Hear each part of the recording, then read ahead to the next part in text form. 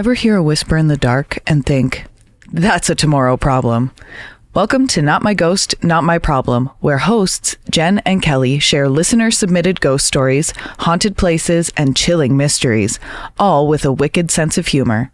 It's spooky, it's hilarious, and it might just make you second-guess that shadow in the corner. Believer or skeptic, there's always room around their campfire. Search for Not My Ghost, Not My Problem on Spotify, Apple Podcasts, or wherever you listen. Hit play, and remember, it's only your problem if you acknowledge it. Canadian Creepies is recorded on the traditional lands of the Haudenosaunee and Anishinaabe peoples, under the Dish with One Spoon Wampum Agreement. These lands and waters have been cared for since long before Canada existed, and they remain deeply important to Indigenous communities today. As we tell stories about darkness, injustice, and memory, I want to acknowledge the very real histories of colonization, violence, and erasure that Indigenous peoples continue to endure.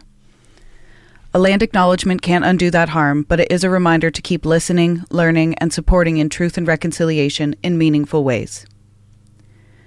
We share these stories not to forget, but to shine light, always with respect for peoples and nations whose land we live on. Canadian Creepies covers true crime, dark history, and disturbing events.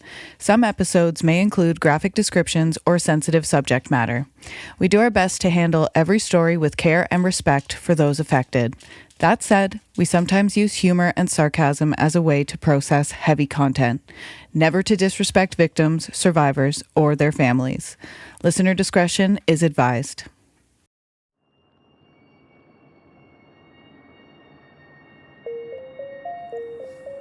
A message comes in late at night. It isn't unusual. For birth workers, late messages are a part of the job. A woman says she's pregnant. She sounds scared. She says something isn't right. She doesn't have support. She doesn't know who else to call. The conversation turns urgent. She might be going into labor. She might be losing the baby. On the other end of the phone, a doula listens. Because that's what doulas do. They answer when people are afraid. They stay calm during crisis. They offer reassurance without judgment. They step into moments most people never see. Grief, fear, uncertainty, and they hold space for it. Hours can pass like this. Breathing exercises, comforting words, support given freely because compassion is part of the profession. And in those moments, trust is assumed. Because why would someone lie about something like this? This wasn't a medical emergency. It was a performance. What began as a call for help would become one of the most disturbing cases to come out of Ontario in recent years. Not because of physical violence, but because empathy itself became the target. This is not just a story about fraud. This is a story about weaponized empathy. Yeah, I talked for a long time there, but I'm going to talk a little more because I just have a content note. This episode discusses themes involving pregnancy, deception, pregnancy loss, emotional manipulation, and psychological harm. There are references to false medical emergencies, grief surrounding miscarriage and stillbirth, and discussions of fraud and harassment. Listener discretion is advised, especially for those who have experienced pregnancy loss or work in caregiving roles. And this episode is based on court reporting and investigative journalism from CTV News and Global News, including victim interviews and sentencing coverage related to the Caitlin Braun case. Additional context about the role and practices of doulas was informed by professional resources from organizations such as Doula International and Canadian Doula Training Standards. Our goal in this episode is to center documented facts and experiences shared publicly by those affected.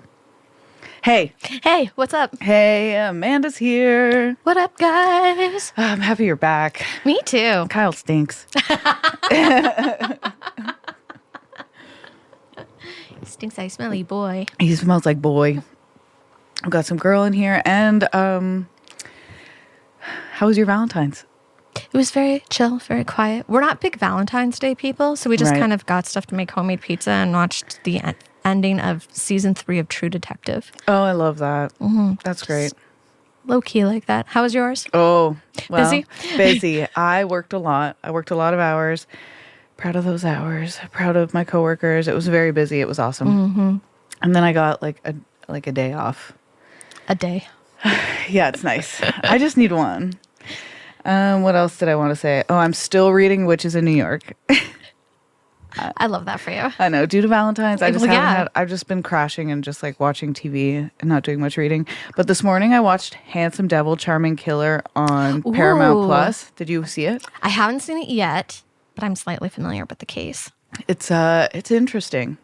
He looks like a very tattooed streetwise Jake Gyllenhaal a little bit. He does. He did. He did. Yes. He did. He did. He no longer looks like that. Did. Spoiler alert. Spoiler alert for everyone. Okay. Do you want to do part 2? Sure. I mean, the next section 2? I can do that. You did just do a lot of talking. Yeah. It's your turn. You talk. Sweet. All right. So who are doulas? For those who don't know. Just, a little FYI. Yeah. Yeah. Some of you might be like, what's a doula? So.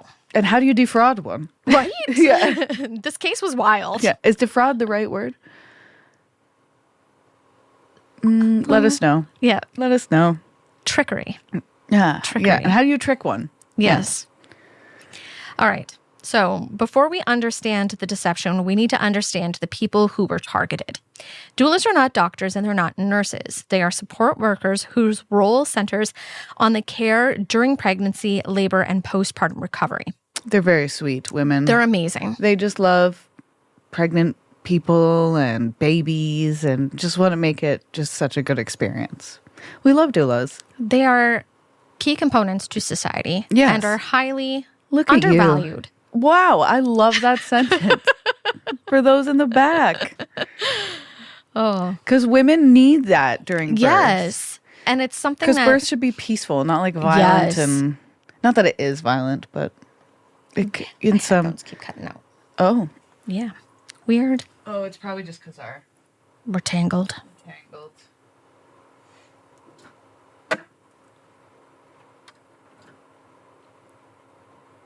I think that's going That's to be the better. cord, yeah. Their work is emotional just as much as it is physical. They are providing reassurance during uncertainty. They are grounding during labor, advocating when someone feels unheard, which is huge. For women healthcare in general. Yeah, because women's healthcare, it's wild how understudied it is Yeah. in general. There was a 17-year-old who died recently because for 2 years, her cancer symptoms went misdiagnosed as anxiety. Stop. That's the worst. Everything is anxiety. You just have anxiety. Well, that's true about me, but that can't be everything. But it's not the stem of all of your health issues. Yeah. Yeah. They also provide a presence during some of the most vulnerable moments in a person's life. Yeah, especially if a woman is pregnant and and the father chooses not to be involved, and the woman just wants they have emotional no support. Yeah. Or they've lost their partner in some sort of tragic way, or maybe their partner is in the army or something. Yeah, demanding career and they have no family around them. They pose a very important role in, a very vulnerable time. Yeah. How do doulas typically work? So many doulas operate independently. They are often self-employed or they are community-based, and clients find them through referrals, local networks, social media, and word of mouth. So unlike the hospital system, relationships often begin with a conversation and trust rather than paperwork. The support does not happen only in the delivery rooms. It often includes late-night texts and phone calls, emotional reassurance during medical scares, helping clients regulate panic or fear, and trauma-informed care for people with difficult pregnancy histories. Doulas are trained to respond calmly when someone says that they are scared or in distress. Urgency is a part of their job. Imagine all the nervous system regulation you have to do to be in that job. Right? Just the calm presence you must hold. Right? Especially, any healthcare professional in general, but especially you're bringing a life into the world, and it's a big responsibility. Yeah. There is built-in vulnerability. I almost botched that word. Got a little tongue-tied okay. there. My lips were moving faster than the rest of my mouth. It happens. It happens. This is because care is the priority. Support is frequently given before payment. And there is verification. The verification comes later, if at all. And compensation is compassion is assumed to be safe. The profession depends on openness. Yeah, because you don't assume somebody's going to be lying to you when they say they're pregnant. Right? You just don't. That doesn't cross your mind. Especially when you are expected to bring said child into the world and be with them throughout the duration of their pregnancy. Yeah. Which is only 9 months. So how long do you plan? And like when you start showing, how long can you keep this gig up? Like that is... Well, we will talk about that. That is some neuroses there. Yes. We will get into that. Clients are believed because disbelief could cause harm during a real emergency. And that, which actually happens quite often in emergency situations for women in general. Yes. That creates a unique vulnerability. The system depends on kindness. And that became the entry point of this case. Kindness.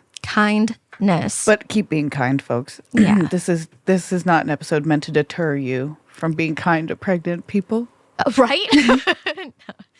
Just assume people are pregnant. Don't assume. Wait, that's crazy because that's hard to believe women. Yeah. You know, just believe them. So the deception in this case worked not because the doulas were careless. It worked because they were doing their jobs exactly as intended, responding quickly, offering support, and trusting someone who said that they needed help. Oof. That's rough. Okay. It is rough. I'm just, have you heard anything about this? Not until you presented me this story. And then I read the news articles and I was like, oof. Yeah. So I meant to say as well that I heard about this from a CBC podcast called Caitlin's Baby. I was just going to say, I was going to mention that to you and ask you if you had listened to it prior to.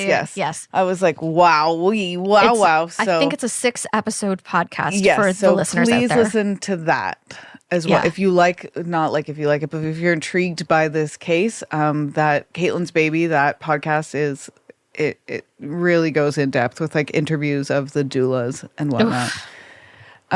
So the person at the center of this case is Caitlin Braun, and she is from Brantford, Ontario. And what initially appeared to be isolated incidents would later reveal a repeated and deliberate pattern. The activity began around June 2022, and it continued into early 2023. Over those months, multiple doulas, many of whom have never met each other, began receiving nearly identical messages. At first, none of them knew they were connected. So it was like, I can't remember how many it was. And I just want to emphasize like how incredible that is that like they didn't know each other. Like that's how far it reached. Because like for those of you who listen, like you would know I'm a photographer. I know like half the other photographers in this area. Yeah. So for like that's just how far her reach went, that there wasn't a connection to some of them. And because there was a lot of like virtual doulaing, so phone calls and texts and things, that's how it could be so far reaching. Initially, to each doula, Braun reached out posing as a pregnant client. And she often described complicated or high-risk pregnancies. And that would be very important to a doula. Knowing that a pregnancy was high risk, that pregnant person would likely take priority. Yeah. Like over their own emotions in life. They're going to consider their client in this regard. Being like maybe not going to a family event because you are waiting for this person who's going to need you. And doulas do describe missing, in Caitlin's Baby, they do describe like missing holidays and whatnot with their families and children due to being with Caitlin. What a bitch. Yeah. And Caitlin's stories were emotionally charged from the beginning. I think I read that like one doula, she was saying like her husband had just had a heart and lung transplant. Oh my. And like, yeah, like, right? Like just playing Yeah, on your really. heartstrings. Yeah. I also used fake names too with some of them. Yeah. Baker was a last name she liked to use quite often. Jessica and Kate sense. Baker were two of the names she used. Of course, she would use fake names. Yeah. Like, she's deceptive. Yeah, she's already lying. Oh, what's one more? Yeah. And I think in Caitlin's baby, there was an interview with one of her friends from like elementary and high school. And she talks about how Caitlin like was always like this. Making up just random stories. Yeah. And like just following through, even though like knowing she would get caught, just following through. She played the long game. The long game. Unnecessarily so. Yeah. The common themes of her emotionally charged stories to the doulas included fear of losing her baby, which would obviously, again, be very emotionally, like, pull on the heartstrings of a doula a lot. And there would, you would automatically be given a lot of empathy from a doula by expressing that fear. Especially because they see that actually happen all the time. All the time. It's in their job. Yeah, and see what those parents go through, the heartache, the loss, the grief, all those negative emotions that come with it. And they're watching these people who are in their care experience that. And you're going to fake that. Ugh, brutal. I hate it. Another common theme included a lack of family support, as we discussed, and urgent medical uncertainty isolation. These details created immediate emotional stakes, as we said. I'm so mad right now. I know, it's brutal. The narratives escalated. As formations formed, the situations intensified. So as she's creating these relationships with these doulas, she's just like making it up as she goes along, probably, and just like escalating her lies. Because in her mind, this is how sort of liars work. Not like all liars, but you know what I mean. If they get away with one lie, they get away with one lie, then they sort of escalate the lie, right? Well, they don't have to, but it's just like they end up spinning a web of lies. Oh, I got away with it. It's an ego thing. That's what I'm trying to say. Yeah, it's like the thrill of, I got away with it. Let's see if I can get away with this. And I can make these people believe me. Yeah. Some doulas were told labor had begun unexpectedly, and others were told something had gone terribly wrong. And in several cases, Braun claimed miscarriage, stillbirth, or medical emergencies involving the baby. And these scenarios demanded immediate emotional response. Because if you, text somebody and say, hey, I think I'm having a miscarriage. Oh, yeah. Or I had a stillborn. I just had a stillborn baby in my bathroom. Fucking brutal. That would be so like, you'd be, as a doula, you'd be so, I feel for every one of these doulas. And I feel for Caitlin. I have to feel for Caitlin because there's something going on. She's got something mentally going on that hasn't gone, like, especially if this is, like you said, her friends from childhood said this was a repeated behavior. This behavior, Nobody stepped in and was like, hey, maybe we should get you some help. Yeah, right? No, because let's talk about what's going on here. Because some parents assume kids will just grow out of it. How old was she again? 24? Yeah, something like that. At that age, it's not an emo phase that you think your kid's going to grow out of, okay? Yeah. Facts. Caitlin would contact these doulas through phone calls, text messaging, and video chats. And doulas described being drawn into ongoing crises that unfolded in real time. And they were asked to stay on the phone for hours, provide breathing guidance, and offer reassurance during supposed labor. So these women are just on the phone telling this lady who's not pregnant. And pretending to be in labor. How?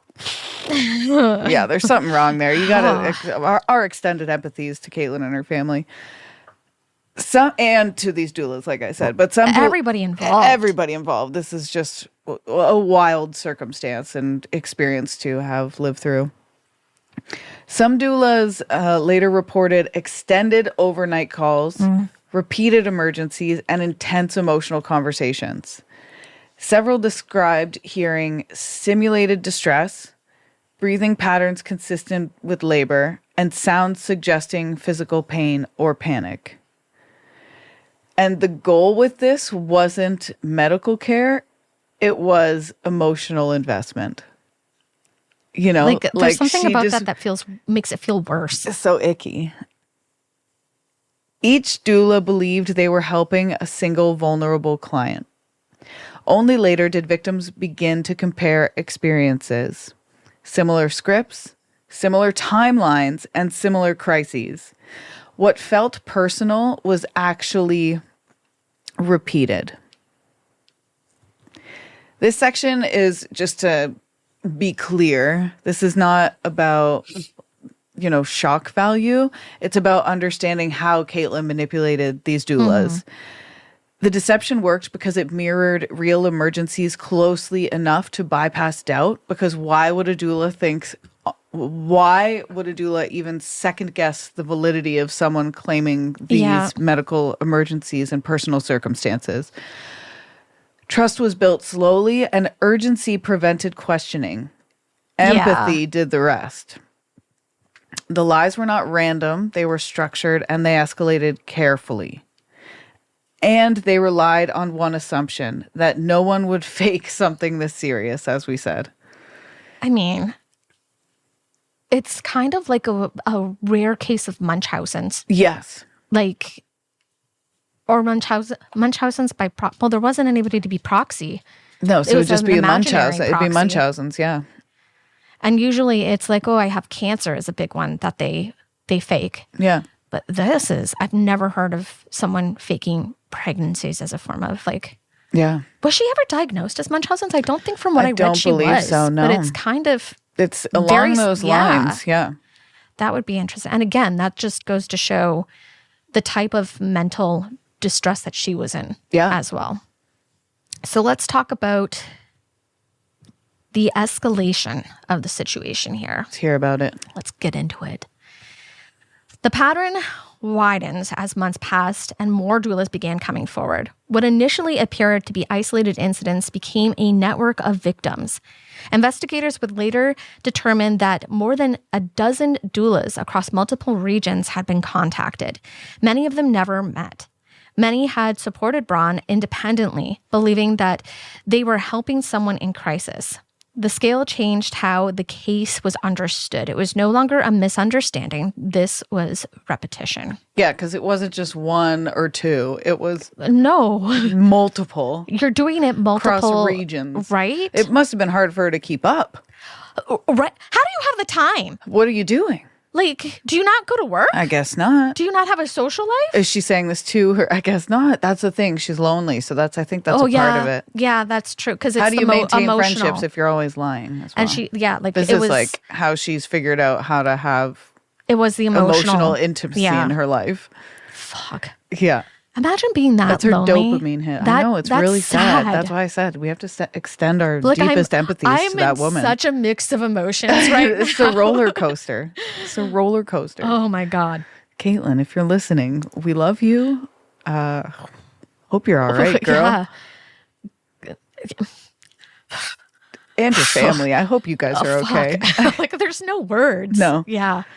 Oh. The police determined that the services had been obtained under false pretenses and fraud charges were laid. I think she signed a contract with one of them for $200 retainer, and that alone was never paid. Oh, so she wasn't paying people. Yeah. Right. So that's where the fraud came in. Okay. Yeah. Yes. Okay. And the investigation didn't stop there. The allegations expanded to include harassment. Indecent conduct connected to the interactions was also part of it as well. Yes, because she would pretend she was in labor. Yeah. And be naked. When I was in labor, I was naked. Yeah. So she would be naked. I do. So the type of photography, I do every photography, but I do pregnancy and newborn. And it's funny because I'll have women come in for first-time moms come in for their like maternity photos. And they're all like, no, I don't want to be exposed at all. I'm like very modest. And after they give birth, because everybody is up in all of your spaces and parts, they come in and they're just like, all right, titties out to breastfeed for like their newborn sessions. It's complete. It's an invasive process. Yes, so like, it can be. Yeah. And it's there's no privacy. So I think there were sexual harassment charges. Definitely. Yeah. We'll talk about that. I'm getting so what initially appeared to be emotional deception now carried criminal weight. Yeah, because fraud and then the sexual assault. Yeah. And the harassment, because I'm sure she's harassment, because if she's calling over and over and over with these emergencies, fake emergencies. And these people aren't getting sleep because they're staying on the phone. Oh my God, that's emotional duress. Yeah. The fraud case is often focused on money. In general, fraud cases focus on money. But what made this case different was many doulas provided hours of unpaid labor, and there was financial loss that existed, but this was not the primary harm. Instead, prosecutors and victims emphasized the psychological impact. Support workers had been pulled into intensely emotional scenarios that were entirely fabricated. They had responded as if real lives were at risk. The victims' statements began to reveal the depth of harm. Some doulas reported anxiety after learning the truth. Yeah, what the hell? You'd feel so violated. Right? Like, and I'm sure you are. I just saw that lady naked for no reason. Well, and like just you are, these are emergency situations. And if you are getting constant phone calls by this lady in crisis, like that alone creates a heightened, like, what's the word? Cortisol. Yeah, like a chemical response in your body. Yeah. Like. And you're emotionally preparing yourself to be emotionally available to this human. I wouldn't be surprised if some of them even had PTSD because of all the emotional distress that's involved. I hear that. Jesus. And there was a fear of responsibility to legitimate emergencies. Several sought professional therapy. I guess so. They should. Right? Some described symptoms consistent with trauma responses, such as intrusive memories, emotional distress tied to phone calls or messages, and feelings of guilt for not realizing the deception sooner. One victim described being unable to return to work for a period of time, which sucks because you are helping other people who genuinely do need your help. Yeah. And but I mean, you got to take care of yourself too, right? But but then if you had other clients, you have to be like, you know what? I need to refer you to someone else, I'm a little too messed up to deal with this right now. Like, these props to the people. ones that kept on going. Right? And the ones that didn't, straight up. Yeah, like those are everybody's different. Everybody reacts different. Everybody has different temperaments and different response systems. So I'm not shaming anyone. No, don't clip that. I know you're not shaming anybody. Listeners, I promise you, she's not shaming anybody. It's just screw those doulas. Don't clip it. It's distressing for everybody. It is. I'm in distress over reading this. I know, it's wild. I know. Imagine if I did this one with Kyle. So he'd be like, "What's a doula?" Because I wasn't available for a couple of them. Val was like, "Which ones do you want to do?" And I was like, "I'll probably do the pregnancy one because I feel like two females discussing pregnancy." We trust in the list. we trust in the list. She's got a process. The list has come in very serendipitously throughout the course of this podcast. The thing with the list is I'm at the point, though, sometimes I restart it because there's some like that are not specific cases but themes. Right. Like we haven't done a provincial haunt in a while. Yeah. Actually. My next Down the Crooked Path episode. Which will be already aired by the time this comes out. It airs the day after we're recording old Montreal hauntings, you can listen to that one. But like we haven't done that in a while. We haven't done a cult in a while. We haven't done a cult in a while. I know. So since season 1. Oh yeah. Oh boy. The weed cult. That was a great episode. That was one of my first ones with you. That was one of my favorites. Yeah. Comment a cult you guys want us to research. Actually, I think my boss told me one, but I can't remember what she said now. Is it on the list? I think I put it on the list. It's funny because I jump through my list and I'm just like, I put it in like a random order. You do that. I get like the little spinny wheel and I put in like just random mishmash of one and I'm like, give me one that I'm doing today. Yeah, there you go. It's fun. Anyways, getting back on. That's how the mustard is made a little bit. Yeah, just a little, I like saying background. that. How the mustard's made. How the mustard is made. Yeah. Or sometimes I'm like, I don't like knowing too much about how the mustard is made. I like it. I'm stealing that. Yeah, you can borrow it. TM, Valerie. So yes, support workers had been pulled into intensely emotional scenarios that were fabricated, and there was a response. I'm backtracking there a little bit. That's okay. I lost my point. That's okay. Happens. Yes, so emotional consequences extended far beyond the end of these phone calls. Like we were describing, they had to seek therapy, some of them couldn't return to work. This case challenged traditional ideas of what harm is. There is no physical assault. There is no direct confrontation, but the emotional damage was measurable. Care professionals had their compassion deliberately manipulated. The loss was not financial, it was psychological. And this is why we are now starting to talk about things in relationships like emotional abuse and financial abuse, because abuse isn't just bruises that are hidden under your shirt. Yes. Yeah. This was simply not lying online. This was sustained emotional exploitation. The harm came from invested, genuine care into a crisis that never actually existed, and then discovering that the trust required to do their work had been used against them. Brutal. Yeah, that is brutal. I hate that. And it's my turn. It's your turn. It's my turn. It's my turn. One sec.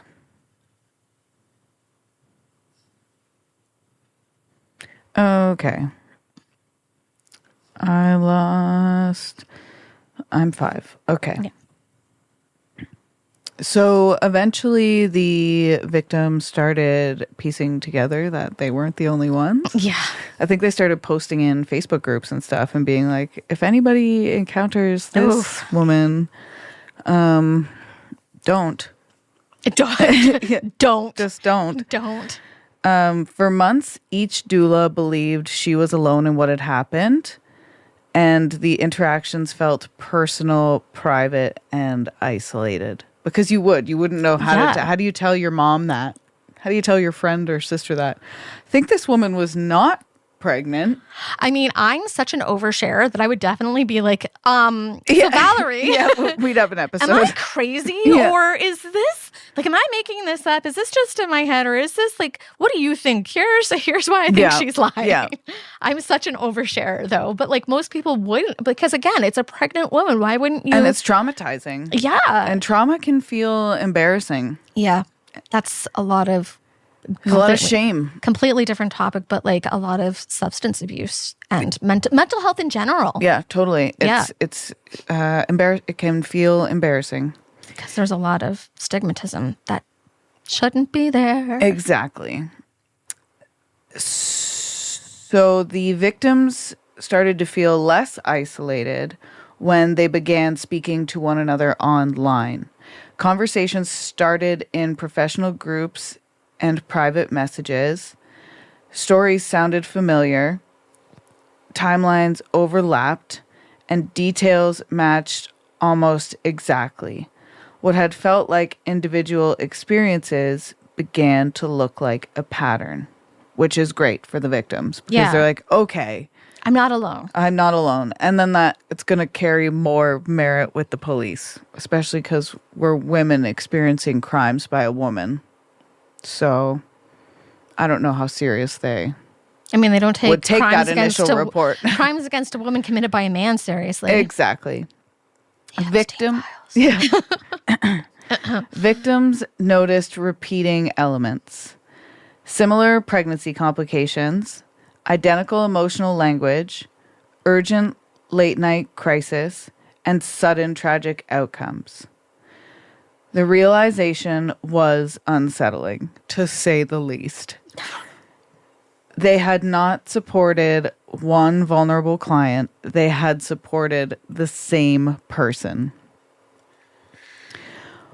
Once multiple complaints were connected, police became involved. Investigators gathered statements from doulas across regions, and digital communications became key evidence. Yeah, because they would have all the text messages and the messaging logs and everything. The case shifted from suspicion to documentation, and what had unfolded privately over phones and messages was now being reconstructed publicly through evidence. Oof, they were gaining on her. Good. Yeah. For everybody involved. Yes. Because Caitlin, girl, I hope you're getting help. Please. In March of 2023, Caitlin Braun was arrested, and charges reflected the breadth of allegations and repeated nature of the conduct. And the charges included fraud, obtaining services under false pretenses, harassment, and indecent acts connected to the communications. The legal framing acknowledged that the harm extended beyond simple deception. And earlier in the case, sexual assault-related allegations were reported. Some of those charges were later withdrawn during court proceedings. This reflects how investigations evolve as evidence is reviewed and charges are reassessed. Because I think with the sexual assault charge, that's going to be hard. That would be a harder charge too. That's hard to get. That's hard to get when it's fucking happened violently on film. So Brock Turner. Yeah. So or with a crazy amount of evidence. That's hard. That's a hard charge. So I can see why that would happen. I think there were originally, either 51 or 52 charges against her, and she pled guilty to 21. Oh my goodness. The turning point in this case did not come from law enforcement first. It came from victims recognizing each other. Go off, queens. Right? Girls, you did that. Women, ladies, friends, doulas. Because men don't talk to each other. You did that. Yeah. So they don't even want the police jurisdictions to share information. Like, this is my information over here. If your boyfriend's friend breaks up with his girlfriend, they don't care enough to be like, what happened? Yeah. It's like, oh, okay. And you get, oh, yeah, cool. You guys are broken up now? No, you all right? I'll be your wingman. Yeah. Community awareness exposed the pattern and accountability followed. All right. Oh, hold on one sec.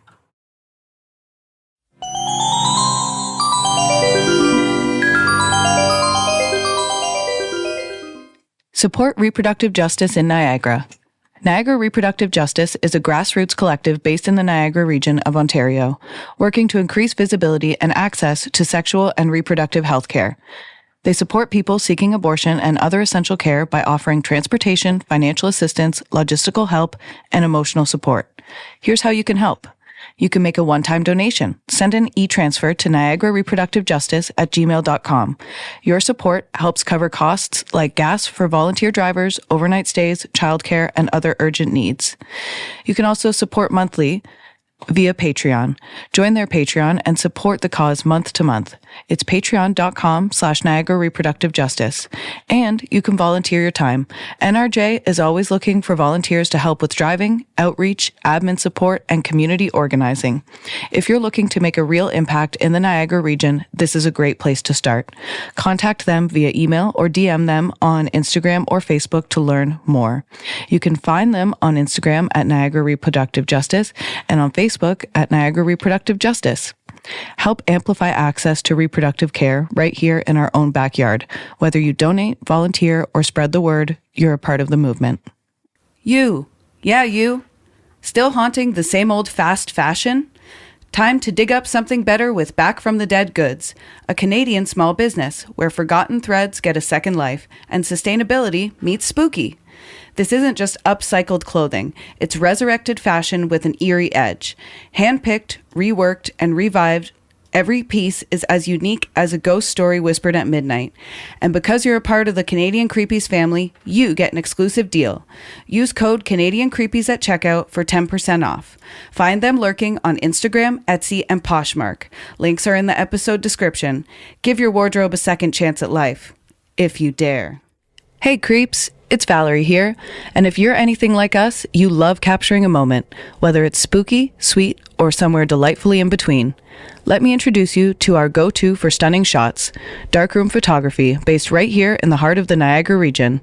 Mel, the brilliant eye behind the lens, is a lifestyle and creative photographer who brings a little bit of magic and maybe a touch of mystery to every session. She's got all her prices listed right on her website, super transparent, no tricks. And she runs killer seasonal specials around Mother's Day, Halloween, Christmas, and more. I'm telling you, her Halloween sessions, creepy perfection. So, if you're in the Niagara area and looking to capture memories that are hauntingly beautiful, hit up Mel at mel@darkroomphotography.ca or check out her work at www.darkroomphotography.ca. That's Darkroom Photography, where your memories come to life, even in the dark. All right, creeps, real quick. If you've got a Canadian business or project that you want to reach our spooky little corner of the podcast world, we've got ad space available on Canadian Creepies. And hey, if you're an artist, activist, podcast host, musician, writer, content creator, actor, or just someone with a strange or chilling story to tell, we'd love to hear from you too. We're always open to collaborations with folks who vibe with our creepy, curious little corner of Canada. Email us at CanadianCreepiespodcast@gmail.com and let's get weird together.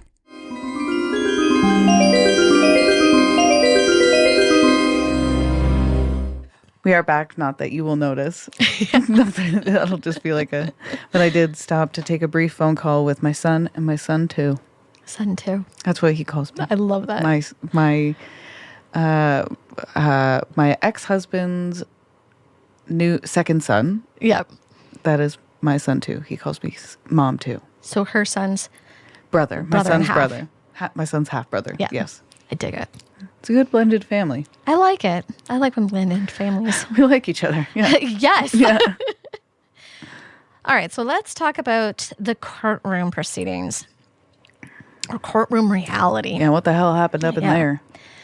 So when the case first reached sentencing, the outcome surprised many victims. The court ordered a conditional sentence, commonly known as house arrest, which involved electronic monitoring and mandatory counseling and therapy requirements. Well, that would make sense. I think from I what don't I think read, she needs to go to jail. I think from what I read, she asked for House arrest. for therapy. Oh, Yeah. Well, that's good. Dialectal behavioral therapy, I think it's called. DBT. Yeah. Yeah. She asked for that. The decision reflected the court's attempt to balance accountability with rehabilitation. Legally, the offenses were categorized without physical violence. The distinction would become central to the controversy. For the victims, many of the doulas described the outcome as deeply disheartening. Some felt that the emotional harm they had experienced was not fully understood, and victims spoke about the lasting psychological effects, the difficulty returning to work, and the fear that similar behavior could continue. For many, the sentence felt disconnected from the severity of their experiences. The harm had been invisible, but not minor. Dun, dun, dun. Dun, dun, dun. It had, yeah. Like it can't, like the... It's indescribable. Indescribable. Because you wouldn't see it coming. And then once it's there, you're like, shit. Shit. Yeah, what the hell? Yeah. Fuck. So the justice system had its challenges. This case exposed a legal gray area. The courts are structured to evaluate physical injury, financial loss, and measurable damages. But the emotional exploitation, especially when built through deception, is harder to categorize. Justice struggled to define harm that existed primarily in trust and psychological impact. While under court-imposed conditions, further allegations emerged. The prosecutor argued that the behavior showed ongoing patterns and growing concerns that the conduct had not stopped. The case returned to court. I believe during this time, because she was sentenced in February of 2024, she did it again. What? She went to, it wasn't a doula, but it was like a birth care center, and she used fake names. She did it to two different... Yeah, it wasn't. I actually think they talk about that in Caitlin's baby. Yeah, I'm pretty sure it wasn't like a independent doula, but it was more like some sort of like support group for women who like didn't have any support during their pregnancy or something. Like, yeah, I don't know if it was exactly like the same medical care that doulas provide, but something along those lines. Yeah, similar circumstances. Could you imagine just going through court and being like, didn't learn my lesson? But I guess it's not really like she just can't help it. It's a mental, it's a compulsion. Yeah, yeah. It's very hard to understand, but. Yeah, we don't have to understand everything for things to be valid. It's sad. It is sad. Yeah. For everybody. So yes, after this, the narrative shifted from rehabilitation to risk because now she's considered a repeat offender. Yeah. Subsequent proceedings resulted in additional sentencing. Caitlin Braun was ultimately ordered to serve a prison term, as reported in later coverage. I think it was a 5-year sentence. Oof. Yeah, no, I think I did see that too. I'm not sure though if I'm confusing the sentence she had to like house arrest with what the terms were for like the jail time. Right. If it was 3 years plus 2 years house probation, or if it was like just 2 years house probation and then it escalated to 5 years in prison. I can't remember. Fill us in online, like if you guys know. Yeah. Because I can't remember off the top of my head. This marked a significant change from the earlier conditional sentence. The courts responded and evolved alongside a clearer understanding of the pattern and impact. I hope she was still given some sort of like health care. Yeah. Because the prisons are mental health care. Prisons are not great for that. But if you're talking about rehabilitation and she's asking for help, just because you're sending her to prison doesn't mean she doesn't deserve help at the same time. Right. The courtroom phase revealed a deeper question. How does justice system respond when harm is emotional rather than physical? This case forced courts to confront exploitation that did not fit neatly into traditional categories of crime. It did not. I'm sorry, I have to yawn. Okay, why did this case disturb so many people? In addition to all the reasons we have been discussing throughout. Yeah, throughout this episode. Because we're going through it with you guys. Yes. Trust as access. Most crimes involve force or deception used to gain entry. This case worked differently. No doors were forced open. No identities were stolen in the traditional sense. Access was given freely. Doulas answered messages because someone asked for help, and support workers stepped in because care is their role. She didn't break into homes. She was invited in. And that in itself is unsettling. Right? She's a vampire. Yeah, it is like a vampire. She's like an emotional vampire. Yeah. I think a lot of them said that they stopped doing phone calls and they only do video calls now as a result of this. Which I mean that makes perfect sense. Yeah. This is also disturbing because care professionals were targeted. Doulas are trained to respond with empathy first, and their work depends on believing people in moments of crisis. That's what the whole industry is, believing pregnant people. That trust became the mechanism of harm. The deception succeeded because compassion lowered suspicion, urgency discouraged verification, and emotional labor was expected. The very qualities that make caregiving possible became vulnerabilities. So like the best qualities of these people is what made them targets, which is scary and sad. Also, the false pregnancy narratives. Pregnancy carries a unique emotional weight. It involves vulnerability, fear, hope, and grief. And by centering pregnancy and especially loss, the stories created immediate emotional stakes. Listeners, victims, and observers reacted strongly because pregnancy loss is deeply personal for many people. The deception touched experiences that are usually treated with unquestioned compassion. Like, you don't ever want to question the validity of someone losing their child. That's not something you want to say, are you sure about that? Did you really lose that baby? Can you show me the death certificate? Like, no. Many doulas described responding as if a life was at risk. And that goes back to what you said about the cortisol and the nervous system response. Like that is an emotionally tasking thing to have to navigate with somebody you don't really know and feel so much responsibility for. They offered comfort during what they believed were moments of loss. And when the truth emerged, victims reported not only anger, but guilt. And I imagine some shame.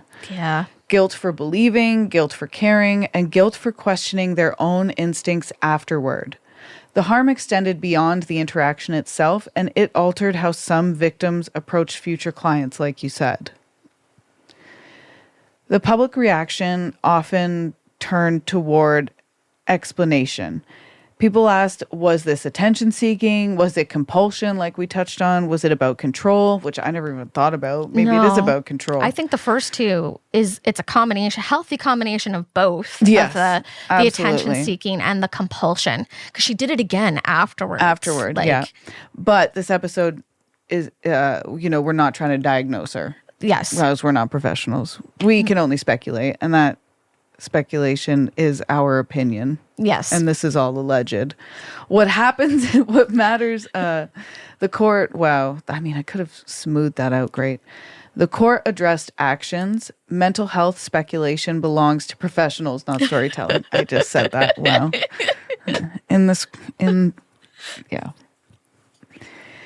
I sidetracked her. Yeah. What matters most is not why it happened, but what it did. Trust was destabilized. Care professionals felt unsafe doing compassionate work, and empathy itself became something victims questioned. This is what made the case linger in public conversation. It challenged a deeply held assumption that vulnerability is sacred. The disturbance came from recognition, and anyone who has helped someone in crisis understands how easily compassion can override doubt. This case revealed how powerful and fragile that instinct can be. Let's go over some of the victims' stories here. Yeah. Up to this point, the story has followed the deception and the investigation, but this case doesn't belong to the person who caused the harm, although she was clearly suffering and needed some help as well. It belongs to the people who experienced the harm and the deception. This is where the focus shifts fully to the doulas. Many of the doulas described choosing this type of work because they want to support vulnerable families. The role exists in moments when people feel scared and isolated and unheard. They step into births, losses, and uncertainty uncertainty not for recognition, but for care. Yeah, because they just like what they do. Right? Like little babies. They're cozy. Yeah. It's a cozy job, kind of. Right. It's a feel-good job. Yeah, it's a feel-good job, for sure. Compassion is not a side effect of the job. Rather, it's a part of the job. After discovering the deception, some doulas questioned whether they could continue working. Answering messages felt differently to them, and urgency no longer felt that simple. And yet, many choose to keep practicing. Not because the harm was small, but because they refused to let one experience redefine the purpose of their work. Continuing became an act of resilience. Yeah, and resistance, I'd say. Props to you, ladies. Keep snaps. Snaps, props. Snaps. Yeah. Heart eyes. I like that. Heart eyes emoji. Several victims chose to speak openly to journalists, not for attention, but to warn others. Yeah, but because you wouldn't want that happening to anyone else. Yeah. Anyone else ever again. Think of the worst thing that you've ever experienced. You would do what you could to protect somebody else from experiencing that as well. Exactly. They described their experiences so future doulas could recognize warning signs and protect themselves. The public storytelling became a form of prevention. The turning point in this case did not begin with police. It began when the victims found each other. Through conversations online and within professional networks, the patterns were recognized, all the stories aligned, and the isolation disappeared. The takeaway from this is that community protection came from victims connecting with each other. Support workers who had been targeted individually became a safer collective. Connecting with each other and believing each other. Believe women. Yeah, hell yeah. That's our newest single. Creepy. Canadian creepies. Canadian creepies. Yeah. The most powerful part of this story didn't come from the deception. It came from the response. The care didn't disappear. Trust was shaken, but the community rebuilt it. Hell yeah. Women helping women, beating evil. This is why there isn't a female loneliness epidemic. That's right. I did watch a movie. It is very free on YouTube. It is called No Men Beyond This Point. Oh. And it came out in 2015. I think it was like in the TIFF festival. It's free. It's on YouTube. No Men Beyond This Point. It's a Stephen Goldwyn film. And it's just so funny. It's really funny. Like in the opening scene, it's instead of like a weatherman, it's like a woman going through the like phases of the moon being like, she's like, so you're going to want to be careful of the waning moon or something and expect a heavy flow this week or something like that. It's really funny. I love that. Yeah. And then at one point, like a man, like, because all the remaining men live in sanctuaries, and one finds his way into like a suburb.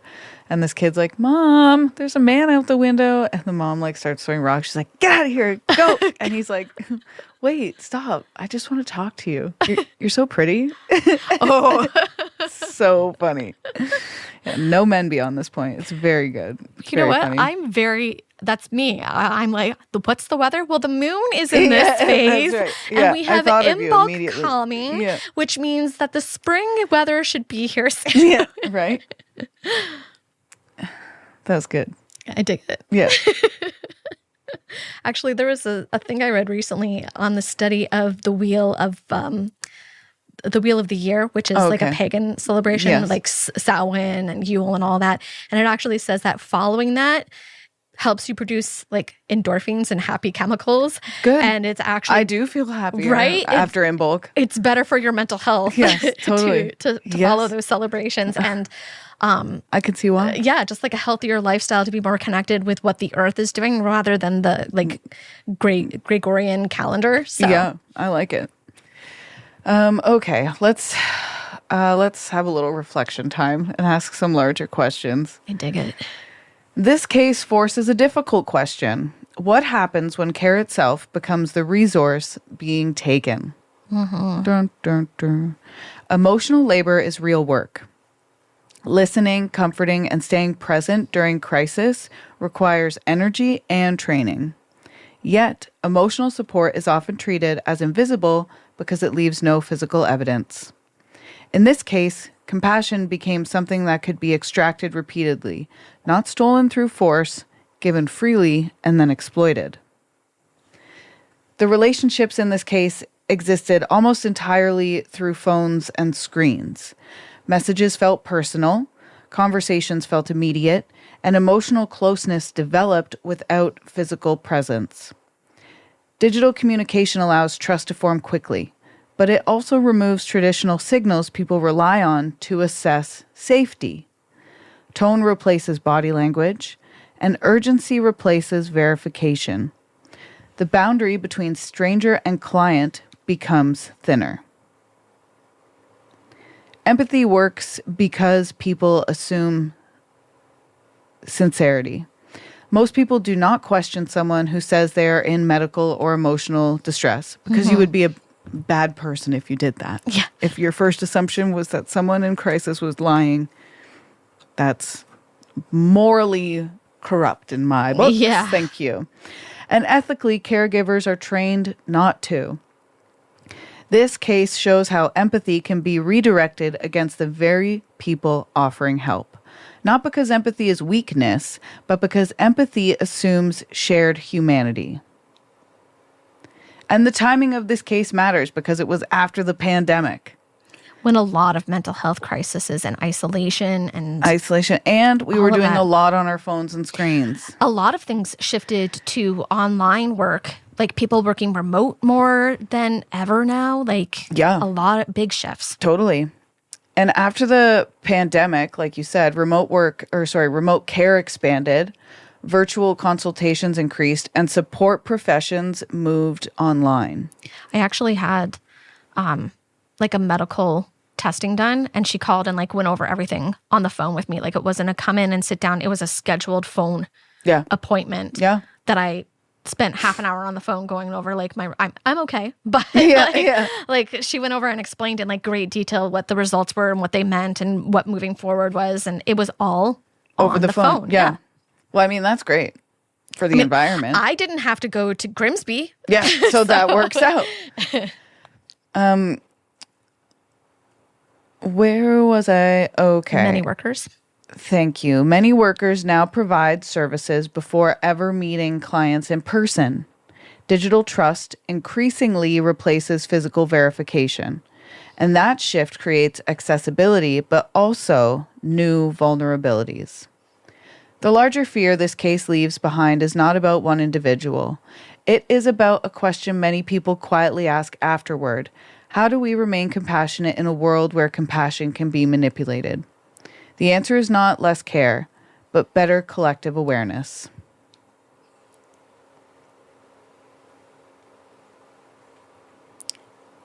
Return to the beginning. A message arrives late at night.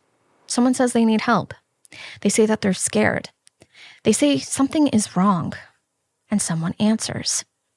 Because that's what caring people do. They pick up the phone. They stay present. They offer calm when another person sounds like they're falling apart. In this story, there was no forced entry, no weapons, no confrontation, only trust.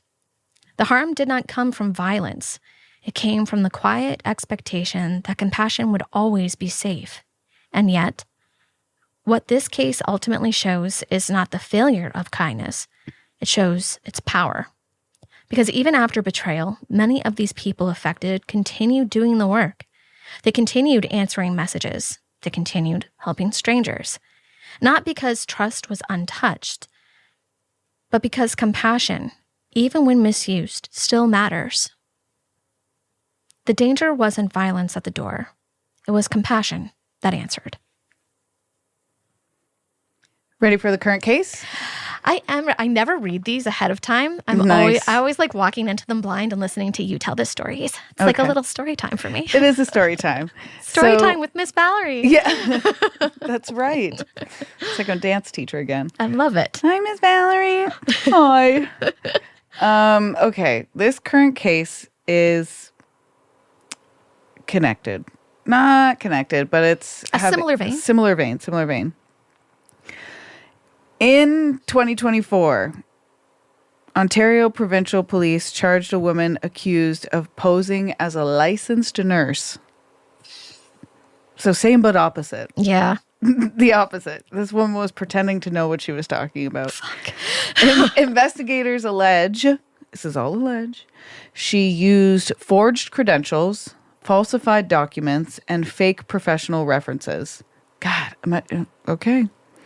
Here's what happened. She obtained employment at multiple healthcare facilities, including long-term care homes.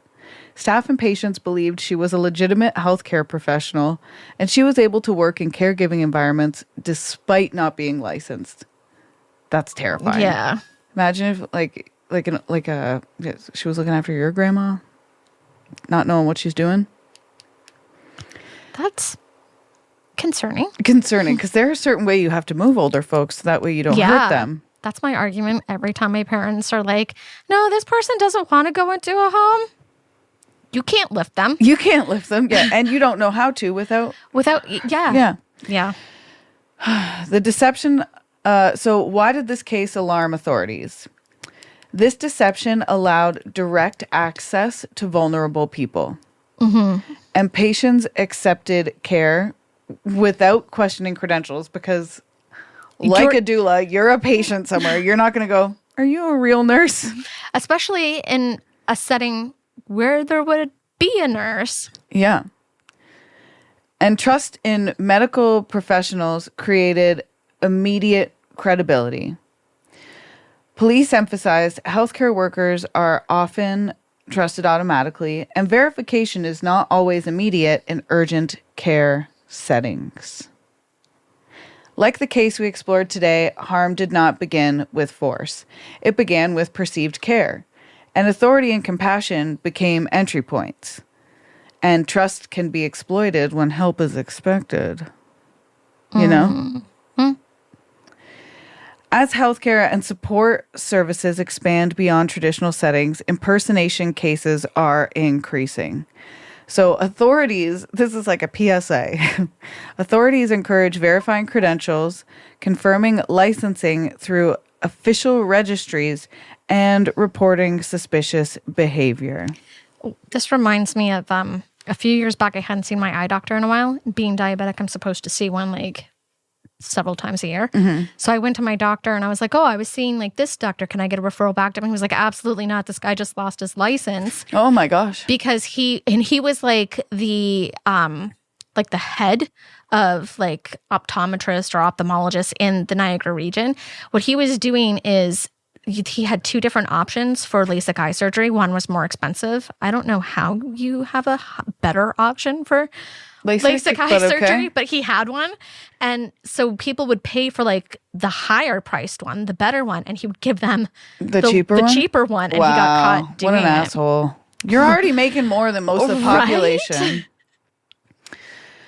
Sometimes the most unsettling crimes aren't about violence. They're about realizing the person helping you was never who they claimed to be.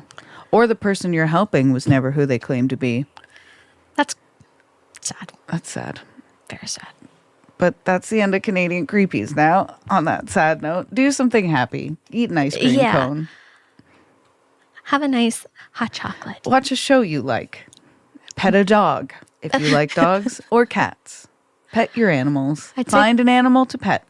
I always say, go to the Humane Society. Go to the Humane Society. Walk a dog. You know, yeah. I believe in you, listener. Thanks for tuning in. This was Canadian Creepies. You can follow me, Valerie, at Radio Valerie on Facebook, Instagram, and TikTok. I do Canadian Creepies content on there, but you can also follow Canadian Creepies on Instagram. And you can, sorry, I know there's so many. And you can email me at CanadianCreepiesPodcast@gmail.com. And speakpipe.com/Canadian Creepies. I would love to hear in your voice your hometown haunt, your nomination for Creep of the Week, or your current case you want us to tack on to an episode. Val really does listen and read everything you guys send. Everything. She does. We love it. Please send something. You can also follow me at I almost said Canadian Creepies. You can find me at Canadian Creepies. Yeah, you will. You can find me at Down the Crooked Path on both Instagram and TikTok. That's as right. well as over on my own podcast channel. And tune in Tuesdays for the Down the Crooked Path segment here on Canadian Creepies. And Thursdays on Down the Crooked Path. Woohoo, woo, woo, Woo, woo. Don't let the bed creeps bite. Thanks for listening. Creep you later.